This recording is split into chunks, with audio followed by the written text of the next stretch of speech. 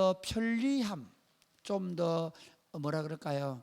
신앙생활도 뭔가 내가 헌신하고 수고하기보다는 그냥 좀 편리하게 신앙생활 하려고 해요. 예를 들면 어른들은 이렇게 생각해요. 어른들은 교회 오면 자꾸 술 담배 하지 말라 그러잖아. 우리 교회 내가 술 잘 안 합니다. 해라는 말이 아니야.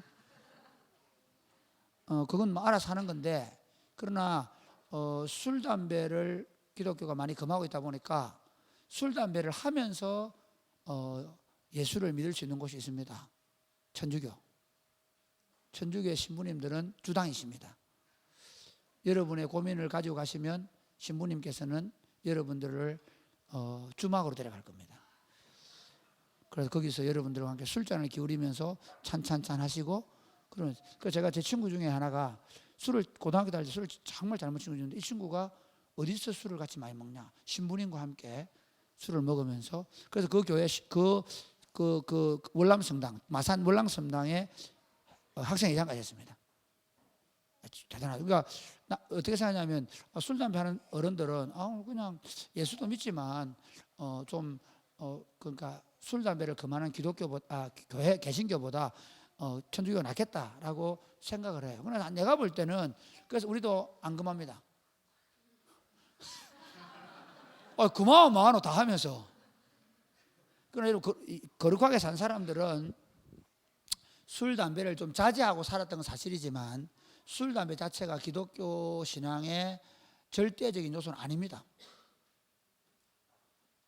또 하나, 또 이 어른들은 또 한 가지 뭐가 있냐면요, 한국 사회는, 한국 전통은 유교 제사를 지내야 됩니다. 근데 개신교는 제사를 우상숭배로 금했습니다. 그러다 보니까 캐톨릭은 어떠냐면, 캐톨릭은 똑같은 예수를 믿는데 그 마리아가 하나 끼어져 있고 또 성자들이 좀 끼어져 있긴 하지만 똑같이 예수 믿고 구원받는다 하는데, 거기는 제사를 드려야 됩니다. 그러니까 제사를 드리면서도 구원받는 길이 있다고 얘기를 하는 거야, 당당하게. 그럼 우리는 이렇게 얘기하죠. 아니, 제사는 우상숭배다, 제사는 안 돼, 이렇게 얘기해요. 그러니까 생각해 보는 거죠. 부모님도 만족시키고 어른들도 만족시키고 구원의 길이 있다는데 그 길로 가야 되겠다. 그래서 천주교로 실제로 가는 사람들이 있습니다. 이해되시겠습니까? 그 정도면 되겠는데, 거기 좀 더 가면요, 우리가 우리 안에도 예수를 믿으면서도 내 욕심을 그대로 추구할 수 있기를 바랍니다. 내 물욕이든 내 정욕이든 내 명예욕이든 내 탐심이든 그걸 그대로 가지고 있어도 아무 문제가 없는, 별 부담 없는 기독교 신앙을 원합니다. 그래서 우리 정욕과 우리 탐심을 십자가에 못 박자 그러면 왠지 불편해집니다. 자기를 부인하고 자기 십자가를 지자고 얘기하면 굉장히 불편해집니다.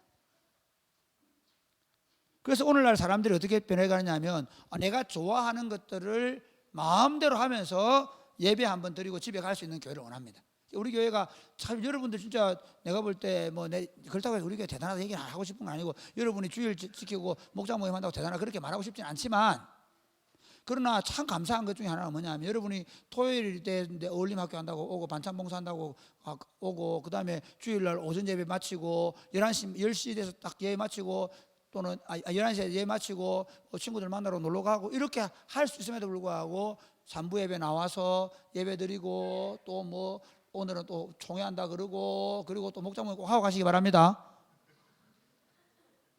너무 불편해. 실제로 이렇게 살아간다는 게, 아니 주일날 소그룹을 꼭 해야 되냐? 소그룹 안 하면 지옥 가냐? 아닙니다. 지옥 갈 수 있습니다. 믿으시기 바랍니다. 제가 목사입니다. 그러면서 우리는 생각합니다. 그러니까 좀 쉽게 예수 믿자고요. 그러면서 점점 교회들이 쉬워져 갑니다. 서로 봉사하려고 하지 않습니다. 아니, 밥 먹는 게 뭐 진리냐? 그럼 밥 먹지 말자. 이제 최근에 어떤 교회는, 내가 어제 어떤 분을 만났는데, 그제 만났는데, 이분 교회는 이번에 지금 밥을 먹다가 이제는 국수 먹자고. 국수 너무 힘들다, 국수 먹자. 여러분, 국수 먹는 교회는 연옥 가는 거 아닙니다. 추억 갑니다. 그러다 보니까 사람들이 점점 어떤 생각하는 거니까 뭐 좀 쉽게 가자 말이야. 편하게 예수 믿자. 예수도 믿고 돈도 많이 가지고, 예수도 믿고 세상의 명예와 근세도. 그래서 심지어 옛날에 그런 일 있었죠. 교회가 탈세의 창고가 되어주는, 교회가 돈을 숨겨주는 곳이 되어주는. 심지어 교회에서 자기가 헌금 그렇게 안 했음에도 불구하고 헌금을 많이 한 절이나 교회가 그 연말 정산할 때 도움을 받는 곳으로 지금 전락했습니다. 그래서 그것 때문에 심지어 텔레비전 나오잖아요. 텔레비전에도 교회에서 아주 많은 돈을, 여러분 그렇게 하시면 안 됩니다. 우리 교회는 그렇게 안 해줍니다. 장모사가 깐깐하게 한 만큼만 해줍니다. 그렇게 하기로 이미 결정했습니다. 그러니까 그 교인이 많이 해가지고 그래가 교회 나간다고 어쩔 수 없이 우리는 그렇게 해주기로 했습니다. 그러니까 어쨌든 간에 그러니까 그걸 해도 된다 생각하는. 그리고 심지어 교회도 어떻게 하냐면 그 교인이 안 해주면 떨어져 나갈 것 같으니까 거짓말을 요구해도 증명서를 떼준다는 거예요. 증명서, 무한 증명서 쓰도록 그냥 액수 안 적고 주는 거예요. 지가 마음 써가지고. 그래서 세금을 탈세하게 만들어준단 말이에요. 그래도 구원받는데 지장이 없다 생각하는 거예요. 좀 편하고 좀 쉽게 예수 믿는 길이 없는가? 내 욕심을 절대로 포기하지 않고 믿는 교회는 없는가? 믿는 신앙은 없는가 생각하는 거죠. 이게 지금 계속 말하고 있는 히브리서와 똑같은 거예요. 자, 계속 다시 얘기합니다. 보세요. 아니, 이 히브리서를 받는 신자들은 유대인들 기독교인들이거든요. 이 유대인 기독교인들은요, 이 교회에 나오기 전에 어디로 갔냐면 회당에 갔어요. 교회? 우리는 여기는 교회당이라 부르고 저기는 회당이라 불러요. 자, 이렇게 해서 이렇게 한자 틀린 거잖아요. 우리가 한글로 얘기하면 꼭 그런 건 아니지만 시나고그라 하고 하는데, 그러니까 여기는 회당에 가다가 어느 날 바울이 전한 복음을 전도를 받고 또 다른 사람이 전도를 받고 예수 그리스도를 믿으면 이 유대인들이 우리가 지금까지 기다리던 메시아가 예수님인데 그 예수님을 믿으면 거듭나고 하나님의 자녀가 되고 이제 더 이상 제사를 드리지 않아도 영원한 속죄를 받는다라는 진리의 말씀을 듣고 예수를 믿게 됐어요. 그래서 이제 회당에 안 가고 교회에 왔어요. 이것 때문에 막 대판 싸움이 벌어졌어요. 그래가지고 유대인들이 같은 마을에 살았거든요. 같은 마을에 옛날에는 다 회당에 나가다가 어디로 왔냐면 갑자기 한 사람이 두 사람이 교회라고 하기 시작한 거야. 그래가지고 회당, 원래 기독권이 회당 사람들이 막 저놈의 새끼들 말이야, 우리를 배반하고 그러면서 막 싸움이 일났어요. 그래가 글라우디오 황제 때 아이 시끄럽다, 야 로마에 있는 모든 유대인들 다 나가. 그래가지고 유대인들이 졸지에 교회 다니는 놈들이든 회당에 다니는 놈들, 이 둘 중 하나, 그들은 종교사이기 때문에요, 안 다니는 사람 없었어요. 재밌죠? 다 회당에 나가는데 그 중에 몇 명이 교회 나가서 문제가 생기는 거니까 다 쫓아내버렸어요. 그리고 다시 그 황제가 죽고 나서 다시 들어왔어요. 이해가 됩니까? 들어와서 이제 교회에 들어왔는데 좀 있다가 네로 황제의 핍박이 시작된 거야, 로마 시내에. 그래가지고 처음에는 유대인들을 다 공격하다가 유대인들이 로비를 한 거예요. 아니 우리는 아닌데요, 우리 지금까지 잘 살았는데요, 저놈들이 문제입니다. 저놈들이 예수를 메시아라 그러고 또 다른 임금이 있다 그러면 우리는 지금까지 아무 문제 없이 살았습니다. 우리 600년 동안 디아스포라 곁에 잘 살았는데 왜 우리 핍박합니까? 우리하고 저놈들은 다릅니다 이란 거야. 그러니까 로마 당국자들이 교회를 핍박하기 시작해요. 교회를 이쪽은 놔두고 이쪽만 조지는 거야. 똑같은 동네 살고 있고 똑같은 유대인인데 교회 나가는 놈들만 잡아가 죽이는 거야. 그럴 때 자 보세요. 회당 사람들은 한두 명이 교회 다니는 사람, 회당 사람으로 가는, 아니 엊그제가 이 교회 다녔는데, 굳이 내가 왜 이 회당에 다녔는데 왜 여기 가야 돼? 아이 뭐 예수님을 메시아로 믿든 안 믿든 우리 하나님 아이가 똑같은 하나님인데 어차피 구원 받는 거 아이가, 이렇게 생각한 거죠. 이해가 되시겠습니까? 여러분이 지금 이 히브리서를 보면 이게 무슨 말인지 모르겠는데 이해가죠? 아니 엊그제까지만 해도 그 사람들이 어차피 지금 교회 들어와 있어도 내나 할례 받았어요. 여전히 지금도 부정한 음식, 정결 음식을 가려 먹어요. 유대인들, 기독교인들은 교회 들어왔다고 해서 뭐가 바뀐 게 없어요. 하나도. 단지 예수를 메시아로 믿는 것밖에 없어요. 그런데 예수를 메시아로 믿다고 죽을 판이야. 가족들이 끌려가고 아이가 죽어 나오고 남편이 죽고 불에 타 죽고 재산 다 몰수하고 직장에 쫓겨나고 그런 어려움이 있으니까 차라리 여기 회당에 들어가면 매주 회당에 예배당 안 가고 회당 가면 어려움이 없는 거예요. 하나님 믿는 건 똑같은 것 같고, 메시아를 보낸 하나님과 메시아를 안 보낸 하나님, 이 차이인데. 그런데 히브리서를 쓰는 수신자, 이 발신자는 히브리서를 보내는 사람들은 아니다, 완전히 다르다. 더 이상 유대인의 율법으로는 구원 얻지 못한다 라고 이 글을 쓰고 있어요. 그러면서 뭘로 얘기하느냐면, 너희가 천사가 뛰어나다 그러는데 그 천사보다 뛰어나신 분이 예수 그리스도다. 그건 하나님의 아들이다. 그러니까 예수는 하나님의 아들이다. 세상에 있는 어떤 피조물들보다도 탁월한 분이 예수님이다. 그럼 예수 믿어야 된다. 하나님의 아들이다. 그 하나님 아들이 누구라고? 우리 마청님이라는 거예요. 그를 믿는 모든 사람들은 예수님하고 형제간이 된다, 이렇게 얘기한 거예요. 두 번째, 너희가 모세가 준 율법을 믿는데 이 모세가 준 율법, 이 율법을 직접 말씀하신 분이 예수님이다. 이 모든 것을 완성하시고 그리고 그 모든 말씀을 성취한 분이 예수님이기 때문에 모세는 일어날 일을 말했고 그 일어날 일을 완성하신 분이 예수님이기 때문에 예수를 믿어야 된다. 이렇게 6장까지 얘기했어요. 그 다음 7장, 8장, 9장을 지금 보는데 7장 지난주에는 너희가 지금까지 드린 지금도 그 사람들은 여전히 예루살렘과 제사를 드리고 있습니다. 너희가 지금 계속 예루살렘과 제사를 드리고 있는데 그 제사는 예수님이 올 때까지만 드리는 제사였다. 예수님이 와서 진짜 제사를 이제 드렸다. 그렇기 때문에 이제는 더 이상 이 제사를 드리면 안 된다 하는 내용으로 쓰는 것 7장, 8장, 9장에. 그 7장의 내용은 뭔가 하면 이제는 더 이상 핏줄이 다르다. 지금까지는 혈통으로 레위 계통의 제사장들이 자기 죄도 용서받지 못하는 사람이 자기 죄 용서받고 그리고 백성을 위한 제사를 임시방편으로 드렸는데 이제는 완전히 다른 계통, 멜기세덱의 반차를 따르는 특별한 하나님의 아들이 와서 우리의 죄를 속량해 주는 대상이 되셨다. 그렇기 때문에 우리의 특별한 대제사장 예수님을 믿어야 된다, 이렇게 얘기하는 거예요. 그 다음 8장. 오늘 목사님 평소에 공부도 싫어하는데 왜 이렇게 어렵게 재밌습니다. 8장은 뭐냐? 8장의 내용은 이분이 지금까지 있던 성전이 아니라 하늘 성전으로 들어가셨다. 그러니까 오늘 할 내용은 뭐냐면 지금까지 이스라엘 백성들이 드리고 있는 땅의 성전에서 제사를 드리는 제사장과 하늘에 올라가서 하나님 보좌 우편에서 우리를 중보하시는 예수님을 비교하면서 더 이상 이제 땅에 있는 제사장들에게 갈 이유가 없고 하나님 보좌 우편에 계신 예수님께로 바로 가야 한다 하는 내용을 오늘 본문에 말해요. 자, 여러분 혹시 우리 지금 이게 설교가 안 된단 말이야. 여러분 가운데 아파트 분양하는 데 가본 사람 없잖아. 결혼을 엊그제 다 해가지고. 서은성 집사 있어요. 나갔네. 아파트 분양 안 해봤나? 나는 평생에 우리 집 사람한테 제일 못한 일이 뭐냐면 아직까지 우리 집 사람한테 아파트 분양을 하나도 안 봐줘서 교회 사택에 살다 보니까 아파트 분양이 뭔지 몰라. 그런데 자, 우리가 그러면 한번 예를 들어서 보자. 여러분 아파트가 새로 이번에 여기 아파트 지어지잖아요. 아파트 분양했잖아요. 아파트 분양할 때 엄마들이 아파트 분양하는데 갈까 안 갈까요? 가보러 가죠. 갔을 때 여자들이 다 어떤 마음이에요? 아파트 분양할 때 가면 뭘 보여줘요? 분양 사무실 옆에 뭐가 있어요? 모델하우스 있죠. 모델하우스 가면 여자들 마음이 어떻게 될까요?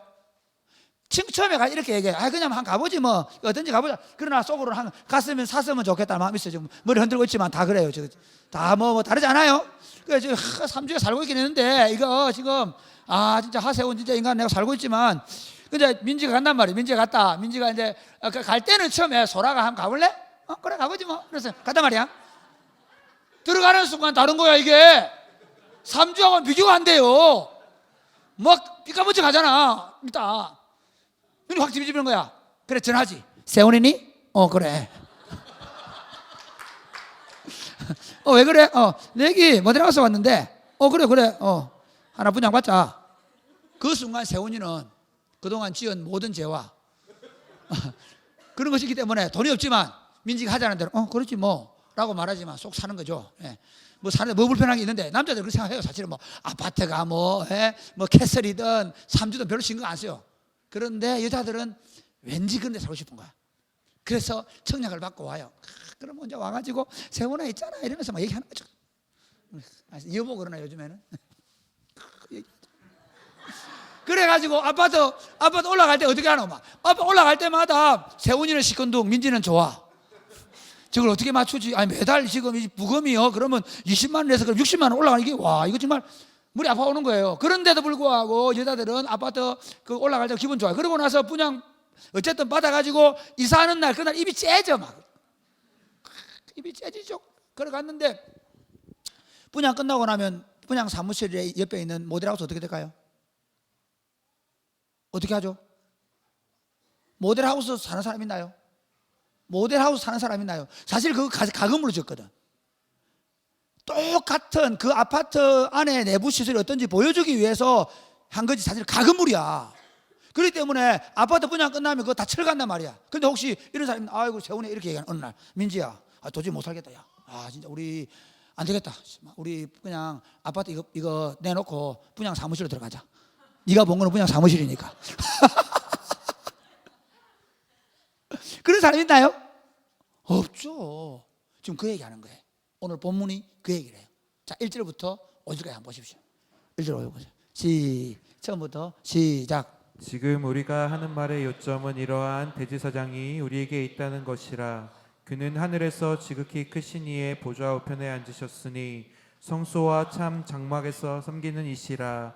이 장막은 주께서 세우신 것이요 사람이 세운 것이 아니니라. 대제사장마다 예물과 제사드림을 위하여 세운 자니 그러므로 그도 무엇인가 드릴 것이 있어야 할지니라. 예수께서 만일 땅에 계셨더라면 제사장이 되지 아니하셨을 것이니 이는 율법을 따라 예물을 드리는 제사장이 있음이라. 그들이 섬기는 것은 하늘에 있는 것의 모형과 그림자라. 모세가 장막을 지으려 할 때에 지시하심을 얻은 것 같으니 이르시되 삼가 모든 것을 산에서 내게 보이던 본을 따라 지으라 하셨느니라. 여기 무슨 말이냐면요, 우리에게는 이러한 대상이 있는데 이분은 지금 어디 계신다고요? 하늘에 하나님 보좌 우편에 떡하니 버티고 있다는 거예요. 하나님 보좌 우편에 떡하니 버티고 있는 분이 누구라고? 우리 큰형님이야. 그 말이 너 큰형님이 어디 계시냐? 하나님 보좌 우편에 떡하니 버티고 있다는 거야. 여러분 이게 유대인들이 입장에서 여기 이렇게 지극히 높으신 이의 우편에 이 말의 의미가 뭐냐면요, 우리가 보통 높은 사람들 보고 어이 전두환 어이 요즘 누구 그리고 저 문재인 이래 합니까? 그거 없는 어른들 그렇게 얘기해요. 우리는 적어도 예를 들어서 공무원들 중에 이름을 문재인 대통령님, 그렇게 대통령 앞에서 대통령님 그렇게 하잖아요. 안 해요? 여러분 아이고 진짜 아직 높은 걸 모르네. 내가 경산시장님을 한 번 만났어요. 그러니까 사무실에서 그분 사무실 한 번 만났어요. 그분 만나러 가려고 하면요 어떠냐면요, 여러분 이 동네 들어올 때 지금 들어오는 입구가 이게 넓게 돼 있잖아요. 원래 처음 지었을 때는 여러분 모르는데 바로 일자로 돼 있었단 말이에요, 길이. 그래가지고 저리 나가는 길도 이쪽 오른쪽 가는 길도 똑같이 서 있어야 돼요. 불편했어요. 그걸 누가 만들어? 내가 만들었어요, 여러분. 내하고 서영수 장로님하고.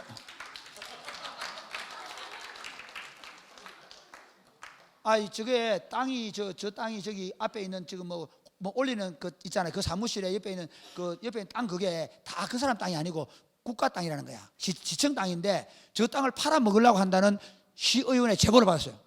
시장이 저거 팔면 민간인 땅이 되고 나면 저건 안 되는 거야. 그래서 어떻게 하냐면 가가지고 이제 장로님하고 가자마자 시장 나오라 시키라 그래 하면 안 되죠. 가가지고 그 누구 비서한테 저 비서님 제가 시장님 만나러 누구십니까? 저 사랑의 교회 목사입니다. 이제 기다리고 있는 거예요. 내 외에 다른 사람 말고 와 있어요. 그러니까 버뜩 만나고 왔다 갔다 하는데 그 목사님 들어오시랍니다. 들어가서 앉았죠. 목사님 어떻게 오셨습니까? 그래 시장님 거기 그 길가에 보면 길 나고는 그 오른쪽에 180평 있죠. 요거 그러니까 잘 모르는 척 하더라고. 이거 있는데요, 이걸 지금 시청에서 판다는 얘기가 있는데 이거 팔면 안 됩니다. 우리 마을 주민들은요 그게 얼마나 불편한, 그 땅을 오히려 늘려가지고 들어오는 나가는 입구를 이쪽으로 나갈 수도 해줘야 됩니다. 그렇게 사용해야 됩니다. 그러니까 도시가장 불러라 하더라고. 왜 우리가 그 표가 있잖아. 이게 다 표잖아, 이게 다. 목사를, 그 사람들은 목사를 볼 때 목사의 영역과 지력을 보지 않습니다. 오로지 표를 보거든요. 그래서 이제 그래, 교인들이 다 이거 원합니다. 이렇게 했단 말이에요. 그러니까 이 사람이 도시가장 부르더니 도시가장 잘해드리라. 그리고 바로 그러고 나서 저는 도시가장 만나러 갔어요. 그리고 가가지고 실무로 얘기하고 왔단 말이에요. 그 다음부터 갈 일이 별로 없어요. 그런데 만약에 비서실장이 시장 비서관이 만약에 내 동생이거나 우리 아들 정도 되면 어떻게 될까요? 간단해. 야, 너 시장 좀 얘기 좀 해봐라. 그거 보인동에 지금 좀 뭐 이렇다는데 저거 좀 바꿔달라 해라. 쉽게 얘기했을 거예요. 지금 그 얘기하고 하는 거죠. 무슨 얘기 하느냐면요, 이스라엘 백성들은 하나님 만나기가 하늘의 별 따기였어요. 하나님이 얼마나 두려운 하나님으로 그들에게 기억되는가 하면, 하나님을 처음 만났을 때 모세가 하나님을 만나러 가는데 호렙산에 올라갔잖아요. 올라갈 때 그들은 산 밑에서 벌벌 떨고 있었어요. 하나님이 돌격해 죽을 걸 싶어서. 왜? 죄인들이니까. 모세가 하나님을 만나고 돌아오는데 얼굴이 너무 빛나가지고, 모세님 도저히 하나님 만나고 얼굴도 우리는 못 보겠다, 이래 얼굴 막 감는 거예요. 여러분 한번 생각해 보세요. 이게 그냥 이런 생각이지만, 내가 만약에 이번 주일날 네가 총회장님 만나, 총회장, 우리 교단 총회장, 아무도 그거 안 내네 지금. 너가 이 세계를 몰라서 그렇지. 목사들 세계에서는 그래도 내가 노회장이다. 이씨. 아무도 내가 노회장이 사실 이런 모르잖아. 근데 내가 밖에 나가면 내보다 훨씬 다 나이 많으신 목사님들이 아이고 노회장이 그렇게 얘기하거든요. 예를 들어서 그러니까 유대인들이 있잖아, 얼마나 그 하나님을 만나는 게 두려운가 우리가 잘 몰라서 그런데 유대인들 입장에서 보면 엄청난 일이에요. 그런데 내가 만약에 지난주에 총회장 안 만나고 대통령 만나고, 대통령이 내만 특별히 불러가지고 1시간 동안 내 면담했다 그러면 여러분 어떻게, 목사님 문재인 대통령님 만나고 어쩌면서 무슨 얘기 시국과 관련해서 무슨 얘기 좀 하셨습니까? 아마 장로님 난리 날 거예요. 좀 얘기 좀 해고 왔습니까? 뭐 이러면서. 여러분 또 그렇게 얘기했죠. 위로 좀 하고 왔습니까? 이렇게 얘기했죠. 뭐 어쨌든 간에 서로. 제가 얘기하고 싶은 건, 그게 뭐 문재인 대통령이든 박근혜 대통령이든 내가 그런 사람을 만나고 왔다라고 얘기하면 사람들이 나에게 다르게 생각하잖아요. 근데 그 정도가 아니라는 거죠. 우리에게는 중보자 예수님은 하늘에 앉아 계신데, 그 하늘에 앉아 계시는 분을 내 맏형님, 내 큰형님으로 생각해서 내가 부지런히 자주 나아갈 수 있다는 거예요. 그거를 이제 그러면 옛날하고 비교하는데, 옛 계명에서는 어떻게 했냐면요, 이렇게 얘기해요. 하늘에서 보여주는 식양대로 지었다. 이 말은 뭐냐면, 모세가 그 호렙산 올라가서 두 가지를 받아왔어요. 하나는 십계명이라는 돌판을 받아요. 계명을 받아요. 이대로 살아라 하는 거 받아왔어요. 그리고 또 하나는 뭘 받아왔냐면, 하나님이 땅에 거하시겠다고 지은 하나님의 궁전을 하나 받아왔어요. 그게 성막이에요. 이동하니까 텐트를 쳐야 되니까 화려하게 전 막을 가져왔어요. 이 두 가지 가져와요. 그래가 하나님, 이스라엘 백성들이 죄를 지으면 하나님의 궁전에 가서 잘못해서 빌어야 되는 거야. 이게 율법이에요. 죄를 지으면 잘못해서 빌어야 돼요. 그게 계속 빌면서 뭐라냐면, 아이고 우리 너무 힘들어요, 메시아를 보내가 우리 죄를 한 번에 용서해 주세요. 그렇게 기도하는 거예요, 이스라엘 백성들이. 하나님이 보여준 식양대로 하나님 앞에 제사 드리던 사람들이 이제는 다른 제물, 예수님이 자기 피를 가지고 십자가에서 죽어주심으로 말미암아 이제는 부활해서 예수님이 하나님의 아들이시라는 사실이 증명이 됐어요. 로마서 4장 25절을 보실까요? 같이 읽어볼래요? 시작. 예수는 우리가 범죄한 것 때문에 내줌이 되시고 또한 우리를 의롭다 하시기 위하여 살아나셨느니라. 이게 무슨 말인가 하면, 예수님께서는 우리 죄를 위하여 십자가에서 죽어주셨어요. 그러니까 그 전에는 뭐가 죽었냐면, 여러분 보세요. 옛날에 있던 성전에서는, 지금도 예루살렘에 이 히브리서를 쓸 때 그 성전에서는 어떻게 하는가 하면요, 사람들이 죄를 지으면 양이나 소를 끌고 가서 매 죽여야 돼요. 내 죄를 이 사람은 이 양이나 소한테 전가해서 죽여야 돼요. 그런데 예수님이 우리 죄를 지시기 위하여 십자가에서 단번에 죽어주셨단 말이에요. 예수님이. 그러면 예수님이 우리 죄를 위해 죽었다는 사실 어떻게 증명해? 아니 예수님이 자기 죄 때문에 십자가에 죽었는지, 아니면 우리 죄 때문에 죽었는지 뭘로 증명해? 증명할 길이 없어요. 그런데 증명했어요.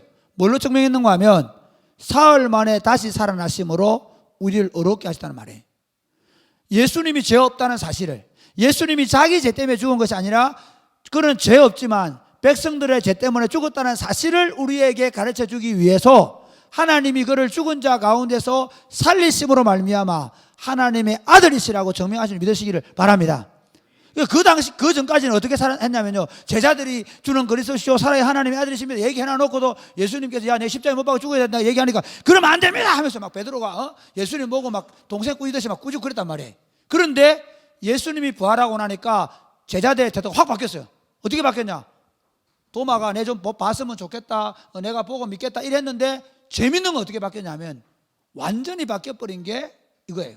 예수님께서 부활하시고 나서 도마도 주님은 그리스도십니다, 주님은 하나님의 아들이십니다. 그러니까 부활한 예수를 보면서 사람들은 예수님이 하나님의 아들이라는 사실을 믿게 된 거예요. 할렐루야.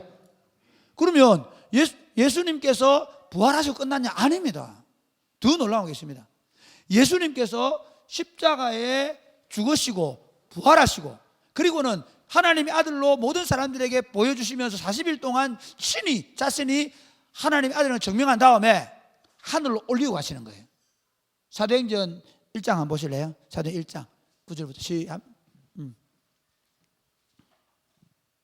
시작. 사도와 함께 모이사 그들에게 분부하여 이르시되 예루살렘을 떠나지 말고 내게서 들은 바 아버지께서 약속하신 것을 기다리라. 요한은 물로 세례를 베풀었으나 너희는 몇 날이 못 되어 성령으로 세례를 받으리라 하셨느니라. 아니, 왜 예수님께서 하늘로 보는 데서 올려가시는가? 왜 올려갔을까요? 왜? 이게 중요한 게 있어요.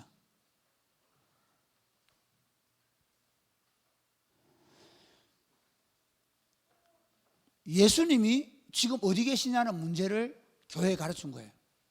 그러니까 교인들이 있잖아요, 예수님을 십자가에 못 박힌 예수님 아는 사람 많아요.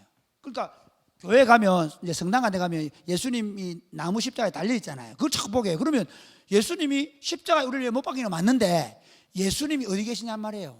이걸 교회가 알아야 돼요. 교회는 예수님이 지금 나무에 달려 있는 것도 아니고 빈 무덤에 있는 계신 것도 아니고 하늘에 올라가 있다는 거예요. 그러니까 사도행전 1장에서 이렇게 얘기하는 거예요. 이제부터 시작되는 교회들이여, 봐라, 너희가 믿는 예수는 지금 하늘 올라간다. 그래서 오늘 히브리서에 말하는데 하나님께 올라가서 하나님 보좌 우편에 계신다는 것을 보여주기 위해서 제자들에게 직접 보여주는 거예요. 하늘 올라가는 거예요. 그걸 기록해 놨어요. 교회는 뭘 믿습니까? 하늘에 올려주신, 하늘과 땅의 모든 권세를 가지신 예수를 믿습니다. 할렐루야. 그러니까 우리가 예수 믿는다 그러는데 우리 왜 십자가에 돌아가신 예수님, 부활한 예수님 믿는다. 맞습니다. 그런데 그 예수님을 믿는데 그 예수님은 그 다음에 어떻게 되셨냐? 하늘에 올라가서 하늘과 땅의 모든 권세를 가지시고 지금도 만물을 통치하시고 다스리시는 전능하신 하나님이신 믿으시기를 바랍니다. 할렐루야. 그 하나님을 우리가 믿는 거예요. 근데 그 하나님이, 그 예수님이 지금 우리 마대님이 되셔가지고 그 하늘에 올라가셔서 이제 우리를 위해 중보를 해준단 말이야. 우리가 뭐 잘못하면 옛날에는 제사장한테 가가지고 잘못했습니다. 그러면 제사장이 또 조심조심 하면서 하나님 피를 가지고 가서 하나님께 제사를 드리죠. 그런데 제사장이 잘못하면 하나님이 명하지 않은 불들에 죽을 수도 있어요. 그래서 제사장은 항상 성전에 들어갈 때 어떻게 되냐면 줄을 달고 가야 돼요. 그 성전에는 아무도 못 가요. 오직 제사장만 들어가요. 근데 들어가다가 제사 잘못 드리다가 바로 하나님 직사 죽는단 말이에요. 구약에는. 그럼 죽으면 어떻게 하냐? 이 딸랑딸랑 소리 나거든. 제사를 드리고 있으면 소리가 나는데 방울 소리 나는데 방울 소리가 안 난다. 그럼 죽었다 생각하고 어떻게 하냐? 꺼내는 거야. 땡겨내는 거야. 지체를 못 들어가 아무도. 그런데 봐, 예수님이 십자가에 못 박일 때 그 성소와 지성소를 가로막고 있던 휘장을 쫙 찢어버려. 그리고 예수님이 그들에게 보여주던 모델하우스, 하나님께서 모세에게 보여준 식양들이 말은 하늘의 모델하우스를 땅에 지어놨는데 그 모델하우스가 아니라 참 성전에 들어간 거예요. 참 성소로 들어갔단 말이에요. 거기에서 지금 뭐 하고 계시냐면 하나님 보좌 우편에서 우리를 위해 중보하는 거예요. 우리는 누구한테 나갈 수 있냐? 바로 지금 이 땅에서 그 하늘 성소에 계신 예수님께, 교회에서만 아니라 여러분의 집에서, 여러분이 길거리를 걸으면서 언제든지 그 예수님 앞에 나아갈 수 있는 믿으시기를 바랍니다. 이게 우리가 믿는 예수님이에요. 이게 다른 거예요. 그러니까 일주일마다 한 번씩 교회 가면 되고, 그게 아니고 우리가 예수님을 내 구주와 내 하나님으로 믿는다면 이제부터 그 예수님은 하늘 보좌 우편에서 내 마정님이 되셔서 하나님께 내 모든 사정을 다 얘기해 주는 거예요. 그 예수님을 내가 믿는단 말이에요. 그래서 로마서 8장 이렇게 얘기해요. 로마서 8장 한번 보실래요? 자, 34절 시작. 누가 정죄하리요? 죽으실 뿐 아니라 다시 살아나신 이는 그리스도 예수시니 그는 하나님 우편에 계신 자요 우리를 위하여 간구하시는 자신이라. 누가 우리를 정죄하리요? 이 말은 사람들이 뭐 네가 잘못했다, 뭐 어떻게 했다 그렇게 말 못한다. 왜? 딱 떡하니 우리를 심판하는 심판자 앞에 누가 서 있어요? 내 죄를 대신 담당하고 내 모든 죄를 다 값을 지불하신 우리 마형님 예수님이 하나님 앞에 딱 버티고 있는 거야. 그래서 누가 야 예림이 죄 잘못했다 그러면 야 맞습니다. 아버지 잘못한 거 맞는데 예림이 죄 내가 다 담당했지 않습니까? 그래 맞아. 막 사람들이 나를 고소하고 조롱하고 요즘 페이스북 하는 거 해가지고 막 그런다고 해가지고 막 사람들이 막 자살하고 이러는데요. 우리는 그럴 이유가 없어요. 왜? 아무리 그 사람들이 나한테 내가 잘못했다고 내가 뭐 좀 실수했다고 해서 비난해도 그래 맞아. 인간은 죄인입니다. 할렐루야. 니나 내나 다 죄인입니다. 진짜 우리는 다 죄인이에요. 내가 지난주에 축구하는데 진짜 내 9시에 내려갔는데 한 게임 마치고 집에 가는 너무 억울한 거야. 10시까지 집에 가기로 약속해놨는데 그날은 반드시 가야 돼. 왜? 내가 세미나를 가기 때문에. 안 가면 맞아주고 우리 마누라한테. 그래서 내가 9시 40분에 축구 좀 하자 그러니까 저거 하겠다고 그래가지고 내가 그 순간에 얼마나 갈등했냐 말로 말아. 왜냐하면 여기서 더 하게 되면 우리 마누라한테 맞아 죽겠고, 또 하나는 이것들이 지금 보니까 야 너 다음번 할까 이러니까 아닙니다. 우리도 그때 끝납니다 이러더라고. 안 할 거라는 거야. 안 할 친구도 있겠지. 내 속으로는 야 얘들 좀 심하다. 나는 그때 9시까지 머리 찍어내렸거든. 진짜 좀 한 게임만 더 하면 좀 몸이 확 풀릴 것 같은데. 그런데 애들이 눈빛을 보니까 내가 여기서 앉아있으면 갑질하는 느낌 드는 거야. 그때 내 순간에 무슨 생각이 드냐면 야 내가 축구를 너무 좋아한다. 진짜 미치게 너무 좋아한다 내가. 예수님보다 좋아하네.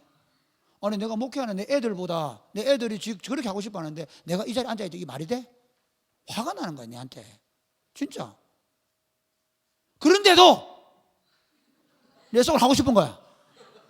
미친다 이거. 그게 우리 자신들이에요. 내가 무슨 얘기하고 싶으냐면 내가 예수 믿는다고 해서 내가 뭐 성자가 되거나 그렇지 않아. 그러면서 진짜 내가 얘들하고 다른 게 뭐가 있노? 내가 예수를 그렇게 오래 믿었는데 똑같다. 그래서 어떻게 하냐면 종교 지도자들은 가까이 안 가려고 그래. 왜? 내가 다 드러나니까. 아닙니다. 여러분 나도 죄인이고 너도 죄인이야. 다 죄인이야. 그런데 놀랍게도 우리의 중보자가 되시는 예수님이 우리의 모든 죄를 속량해 주셔서 부끄러운 거, 죄송한 거, 잘못한 거, 실수가 있어도 하나님 앞에 담대히 우리가 나아갈 수 있는 믿으시기를 바랍니다. 그뿐만 아니야. 어떤 어려운 문제, 어떤 힘든 문제도 민폐 끼칠까 싶어서 얘기 못하고 하던 모든 문제도 이제 우리는 예수님께 가져갈 수 있어요. 왜? 그분이 내 맏형님이니까. 그래서 35절부터 한번 볼까요? 8절 35절 시작. 누가 우리를 그리스도의 사랑에서 끊으리요? 환난이나 곤고나 박해나 기근이나 적신이나 위험이나 칼이랴. 기록된 바 우리가 종일 주를 위하여 죽임을 당하게 되며 도살당할 양같이 여김을 받았나이다 함과 같으니라. 그러나 이 모든 일에 우리를 사랑하시는 이로 말미암아 우리가 넉넉히 이기느니라.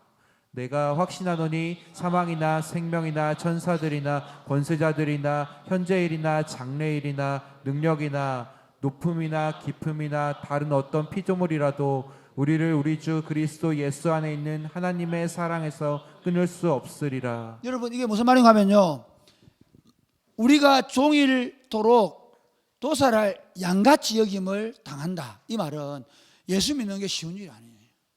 예수 믿는 데 당하는 수많은 어려움이 있단 말이에요. 그 당시 로마에 있는 교회들, 이해가 되시죠? 지금 히브리서를 받기 전 조금 앞에 상해. 그렇지만 그 교회가 지금 핍박의 직면에 있어요.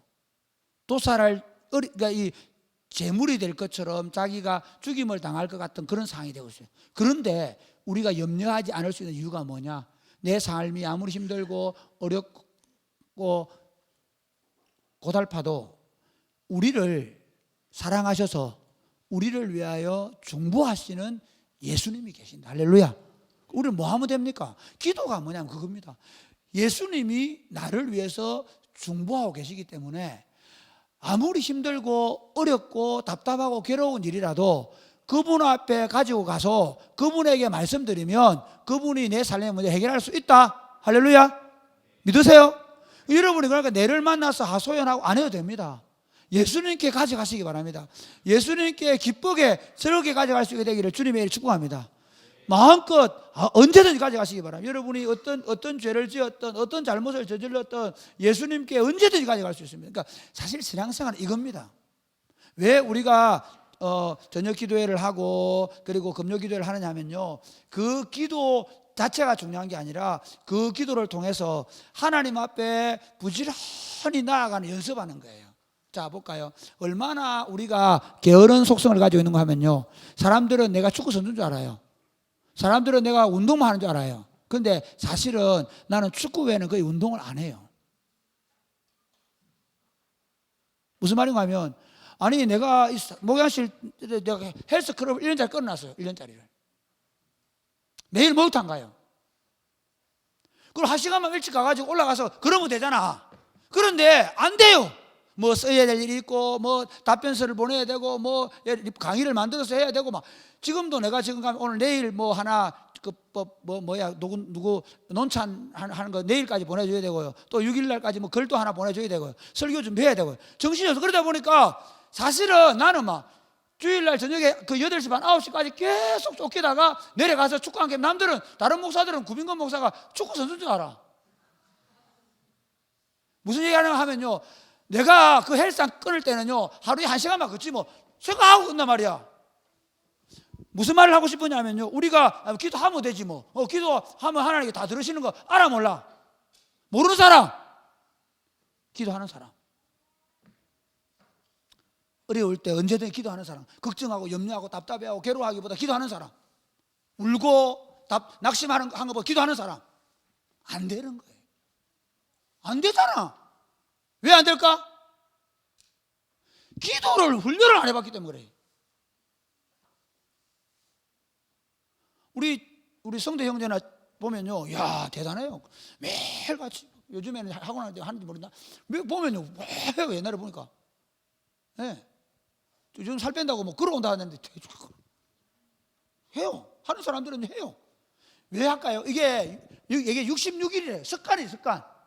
마찬가지로 여러분이 말하는 게 그거예요. 우리가 이게 하늘 보자 열려있으면 뭐해? 우리가 하나님 문을 열어놓고 우리 말을 듣겠다고 예수님이 말씀하면 뭐해? 우리가 뭐 안 하는데? 기도 안 하면 그 하늘 보좌에 계신 그 예수님의 중보가 무용지물이라는 거예요. 사랑하는 여러분, 오늘 이 말씀을 보면서 우리가 참 성전에 들어가신 우리의 맏형님 예수님이 하늘 보좌에서 떡하니 버티고 서서 내가 무슨 말을 하든 내 말을 들어주시고 내 답답한 상황을 들어주시고 내 죄를 용서해 주시고 나를 깨끗하게 하시고 내 염려와 걱정의 문제를 해결해 주시길 약속했기 때문에 사랑하는 여러분, 부지런히 기도하시기 바랍니다. 기도가 익숙해지기를 바랍니다. 그래서 여러분 굳이 여기서 2시간 기도 안 해도 나중에는 길을 가면서 기도하게 되고 잠을 자고 의식이 들어오면서 기도하게 되고 화장실에 앉아서 기도하게 되는 날이 오기를 바랍니다. 할렐루야. 무슨 걱정하는 문제가 들어와서 마음이 쿵 할 때 그냥 그 쿵하고 넘어지는 게 아니라 걱정하는 문제가 딱 들어오는 순간 그걸 기도로 전환할 줄 아는 그런 삶으로 전환되시기를 주님의 이름 축복합니다. 그걸 위해서 예수님께서 우리의 대제사장이 되셔서 하늘 성전에서 우리를 위한 중보자가 되셨습니다. 할렐루야. 두 번째, 세 번째 안 한대. 두 번째로 끝낸대. 우리의 새 언약의 중보자 되신 예수님은 우리 하나님의 율법을 우리 마음에 새겨 놓으셨다는 겁니다. 자, 우리 한번 볼까요? 자, 우리 6절부터 같이 시작. 그러나 이제 그는 6절부터 시작. 그러나 이제 그는 더 아름다운 직분을 얻으셨으니 그는 더 좋은 약속으로 세우신 더 좋은 언약의 예, 중보자. 더 좋은 언약의 중보자시다. 그 다음에 저 첫 언약이 무흠하였더라면 둘째 것을 요구할 일이 없었으리라. 첫 언약이 흠이 없었더라면 요구 안 했을 건데 첫 언약이 흠이 있었다는 거예요. 8절. 그들의 잘못을 지적하여 말씀하시되 주께서 이르시되 볼지어다 날이 이르리니 내가 이스라엘 집과 유다 집과 더불어 새 언약을 맺으리라. 또 주께서 이르시기를 이 언약은 내가 그들의 열조의 손을 잡고 애굽 땅에서 인도하여 내던 날에 그들과 맺은 언약과 같지 아니하도다. 그들은 내 언약 안에 머물러 있지 아니하므로 내가 그들을 돌보지 아니하였노라. 예수님을 새 언약의 중보로 세울 건데 왜 그러냐면 첫 언약이 너무 흠이 많아서. 첫 언약은 언제 맺었냐면 예수님이 이스라엘 백성들의 손을 잡고 하나님이 이스라엘 손을 잡고 애굽에서 나오던 날에 세웠다는 거예요. 모세에게 뭘 줬어요? 십계명의 돌판에 새겨 줬단 말이에요. 이게 됩니까? 그 십계명의 돌판에 새겨 줬는데 새겨 오는 그날 깨부숴. 압니까? 출애굽기를 보세요. 새겨 오는 그날 하나님이 돌판에 새겨 준 그날 내려와서 우상 숭배하는 이스라엘 백성들을 보면 바로 모세가 던져서 깨버렸어요. 왜 그랬을까? 그러지 않으면 그들이 죽어. 그 언약을 파괴하기 때문에 그들이 죽어. 그걸 깨뜨려버린 거예요. 그때부터 옛 언약, 첫 언약은 지킬 수 없는 것이라는 사실을 우리한테 깨닫게 하는 거예요. 오히려 이렇게 하는 거예요. 하나님께서 그 언약을 주신 이유는 내가 죄인이라는 걸 깨닫게 하기 위해서인 거예요. 그러니까 첫 언약은 내가 죄인이구나. 내가 죄인이구나. 그래서 하나님의 용서가 필요하고 그래서 짐승을 잡아서 제사를 매번 드렸어요. 그러면서 이거 너무 귀찮다. 너무 힘들다. 진짜가 와야 된다. 단번에 영원한 제사를 드려주시고 우리가 마음으로 하나님을 따라갈 수 있도록 만들 분이 오셔야 된다는 겁니다. 그분이 누구냐? 예수님이라는 거예요. 그래서 그 재밌는 건요.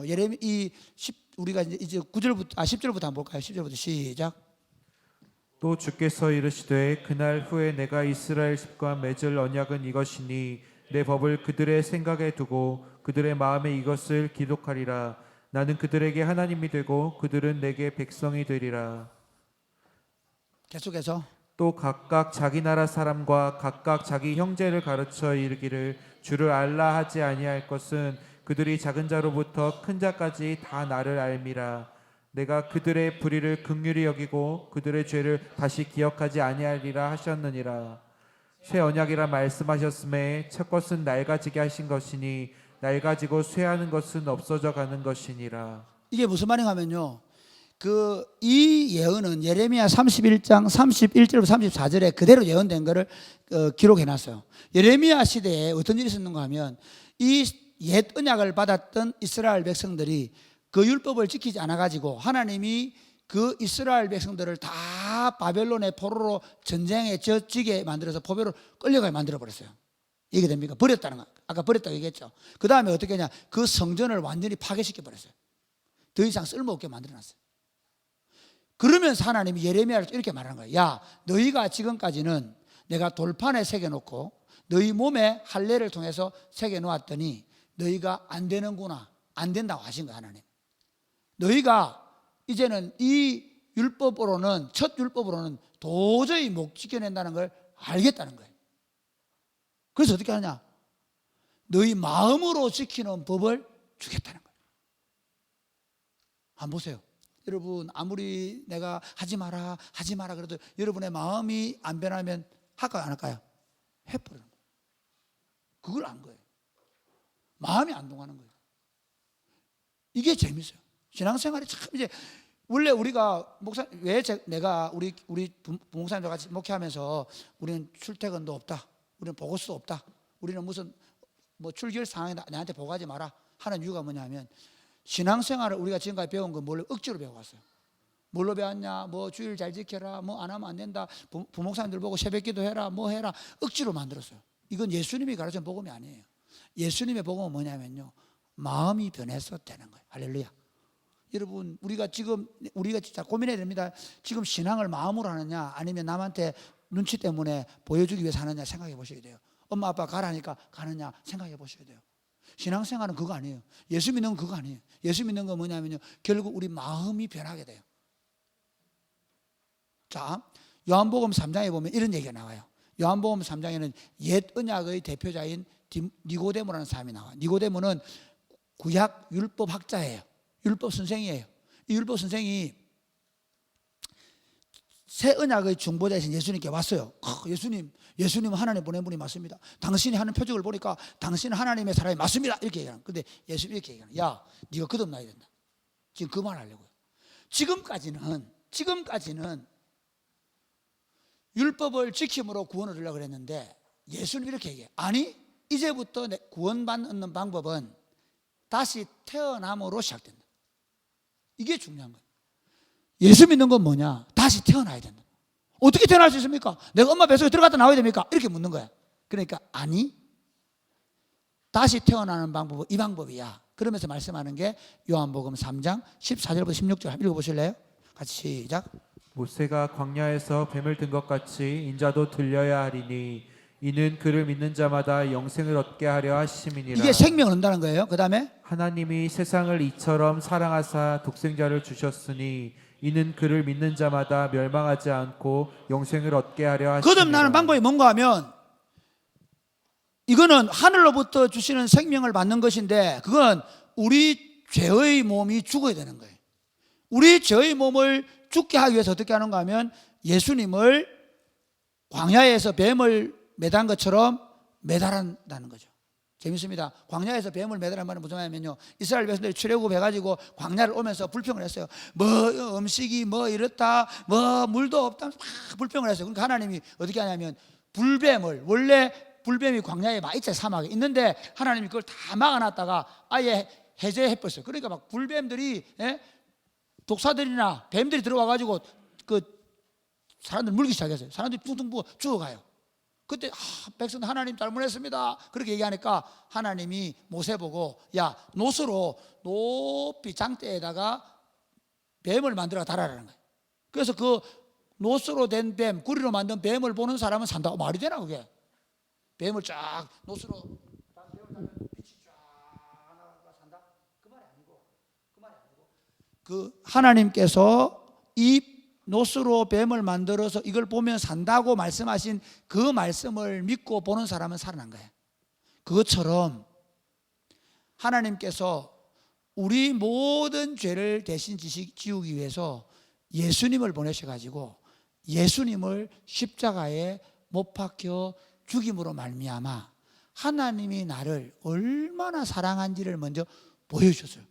그래서 우리가 예수를 믿는데 구약에도 하나님 사랑했어요. 이스라엘 백성들을 출애굽시킬 때 하나님 어떻게 했어요? 자기 아들 죽인 게 아니라 애굽의 모든 아들들을 다 죽이잖아요. 그렇죠? 애굽의 모든 짐승을 다 죽였잖아요.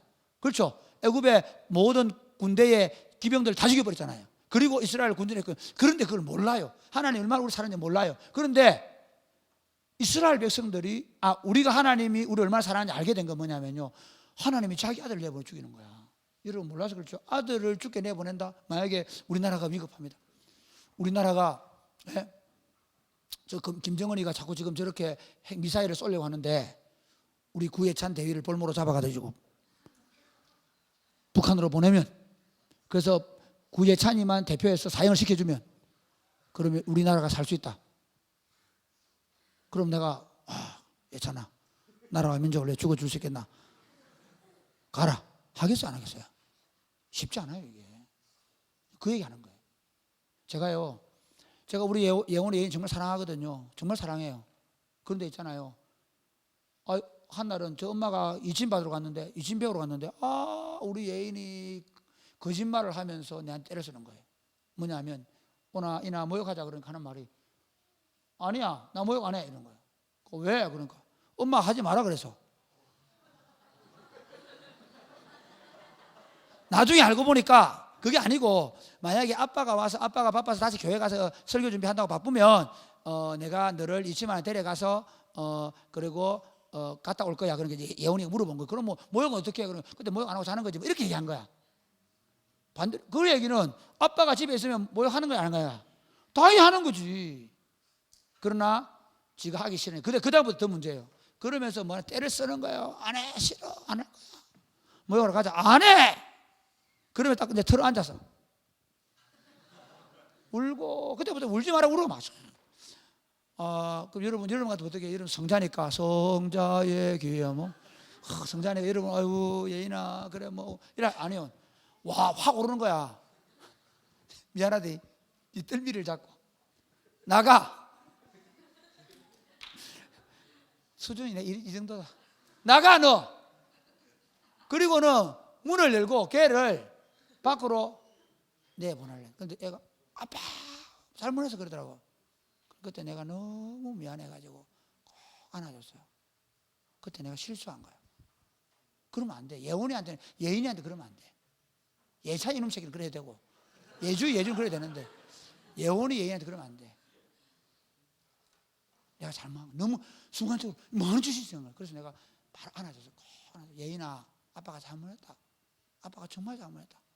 아빠가 절대 이러면 안 되는데 니한테 너무 잘못한 거다.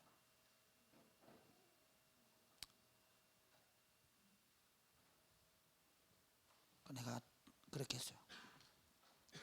다시는 안 그렇게. 아빠가 다시는 안 그렇게. 왜 그랬는가 하면 얘는 겁을 주고 나무라 된 애가 아니고 더 사랑해 줘야 되는 애. 이미 아팠던 애고 이미 누군가로부터 내침을 당했던 애를 내가 다시 상처를 준 거야. 이 바보 같은 아빠가 그렇게 한 거야. 그래서 내가 같이 너무 마음이 아팠어. 미안하다고.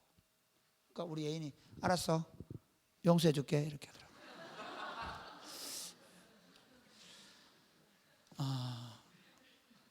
무슨 얘기하고 싶으냐면요, 내 자식을 사랑하지 마.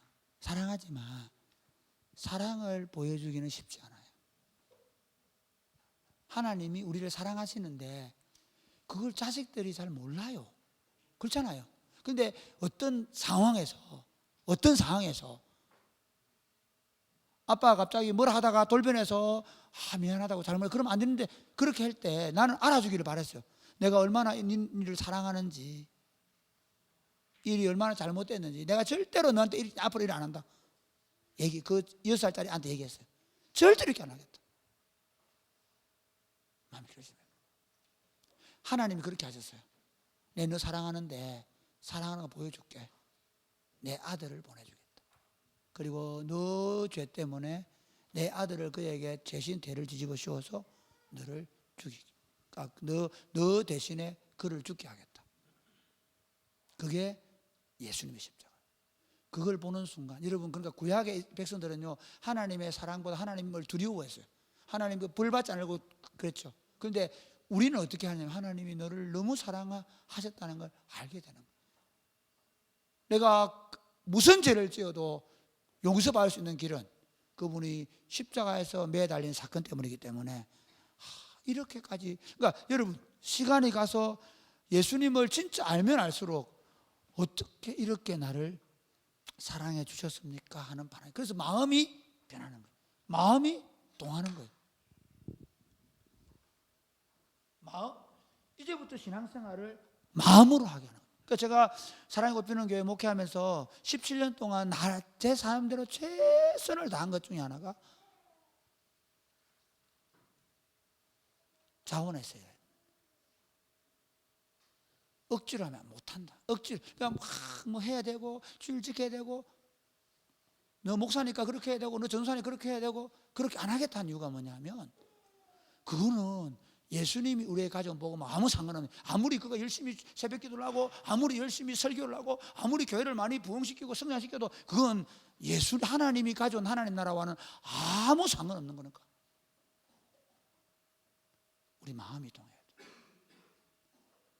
그래서 그 하나님의 사랑을 받아들이는 모든 자들을 하나님이 구원하신다는 사실 믿으시기를 바랍니다. 그러니까 우리는 뭐 했냐면 하나님이 나를 얼마나 사랑하셨는지를 내가 알고 내가 하나님이 나를 사랑한다 알았습니다. 내가 그 나를 사랑할 하나님을 믿습니다. 그걸 믿는 거야. 다른 걸 믿는 게 아니고 하나님이 얼마나 나를 사랑하는지를 믿는 거야. 뭘로 믿어? 이제 그분을, 내가 나를 사랑하시는 그분을 나도 이제 그를 믿음으로 그를 사랑하게 된 거예요. 믿어서 사랑하게 된 거예요. 믿어서 벌벌 떠는 게 아니고 하나님 존재를 믿고 벌벌 떠는 게 아니라 그를 진짜 사랑하게 된 거죠. 그 다음 더 재밌습니다. 아무리 사랑해도 내 안에는 여전히 죄성이 있어요. 여전히 내 욕심대로 하고 싶은 마음이 있어요. 있습니다. 그래서 또 어떻게 했냐, 그 사랑하는 내 거듭난 심령 속에다가 당신의 영을 집어넣었어요. 제 첫 번째 보혜사는 내한테 오셔가지고 어떻게 하나님 우리를 사랑하시는지를 보여주고 올라가셨어요. 하나님 보좌 우편에서 떡하니 버티고 서가지고 내가 잘못할 때마다, 내가 실수할 때마다 내 대변자가 되셔가지고 나를 위해 기도해 주시고, 내 어려운 문제 있을 때마다 내가 기도할 때마다 그거 들으시고 대신 기도해 주신단 말이에요. 그리고는 내 안에 당신의 영을 집어넣었어요. 그리고는 나로 하여금 그분을 생각하게 만들어요. 나로 하여금 그분의 하신 말씀을 기억나게 만들어요. 나로 하여금 그분의 뜻이 무엇인지를 고민하게 만들죠. 그리고 그분의 뜻대로 살아가도록 내 안에 용기를 불어넣어 주세요. 심지어 내가 너무 괴로워서 내가 답답해할 때 내 안에서 오히려 하나님을 향해 내 안에 탄식하며 그분이 기도하고 계세요. 할렐루야. 그래서 마음으로 이제 그분을 섬기게 된 거죠. 요한복음 14장 한번 보실래요? 같이 읽어보세요. 14장 시작. 너희가 나를 사랑하면 나의 계명을 지키리라. 내가 아버지께 구하겠으니 그가 또 다른 보혜사를 너희에게 주사 영원토록 너희와 함께 있게 하리니. 이게 이제 너희가 정말 나를 사랑해서 내 계명을 지켜야 되는데 어떻게 지켜야 되느냐면, 첫 번째 보혜사 성령 예수님이 오셔서 우리에게 하나님 사랑을 보여주셨고, 두 번째 보혜사 성령을 너희에게 보내셔서 너희로 하여금 하나님을 사랑하는 마음으로 하나님의 말씀을 지키게 만들어주겠다는 거예요. 16절 17절 시작. 그는 진리의 영이라. 세상은 능히 그를 받지 못하나니 이는 그를 보지도 못하고 알지도 못하니라. 세상 사람들은 이 영을 못 받는단 말입니다. 그 다음에 그러나 너희는 그를 아나니 그는 너희와 함께 거하심이요 또 너희 속에 계시겠습니다. 누구든지 예수를 그리스도를 믿으면 그 영이 우리 안에 오는 겁니다. 할렐루야.